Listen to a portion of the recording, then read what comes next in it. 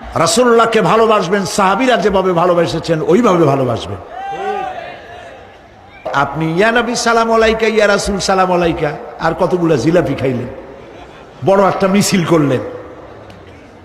প্রিয় ভাই সব, এইসব বেদাত ছাড়ুন, এগুলি সুস্পষ্ট বিদআত। রাসূলুল্লাহকে ভালোবাসবেন, সাহাবীরা যেভাবে ভালোবেসেছেন ওইভাবে ভালোবাসবেন। সুন্নতের অনুসরণ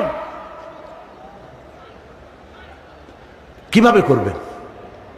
সুন্নতের অনুসরণ করবেন কিভাবে? নবী করিম সাল্লাল্লাহু আলাইহি ওয়াসাল্লামকে ভালোবাসবেন কিভাবে? হযরত আব্দুল্লাহ ইবনে মাসউদ রাদিয়াল্লাহু তাআলা আনহু তিনি সাফ বলেছেন, মান কানা মুস্তান্নান ফালিয়াস্তান্না বিমান কাদ মাত। কেউ যদি সুন্নতের পূর্ণাঙ্গ অনুসরণ করতে চায়, সেজন্য যারা মরে গেছে তাদের অনুসরণ করে।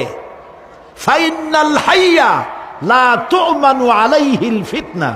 কারণ যে ব্যক্তি মারা গেছে, যে ব্যক্তি বেঁচে আছে, ফাইনাল হাইয়া, যে ব্যক্তি বেঁচে আছে সে যে ভবিষ্যতে ফিতনায় পড়বে না তা নিশ্চিত করে বলার কোনো উপায় নাই।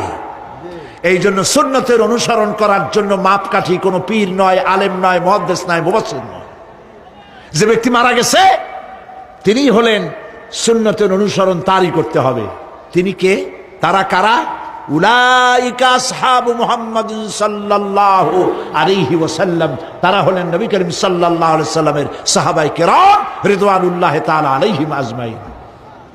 কানু আফদালু হাযিহিল উম্মাহ। তারা হচ্ছে এই উম্মতের শ্রেষ্ঠ সন্তান।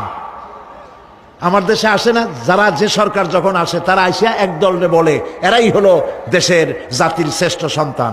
না, শ্রেষ্ঠ সন্তান তোমরা সার্টিফিকেট দিলে হবে না। এই বিশ্ব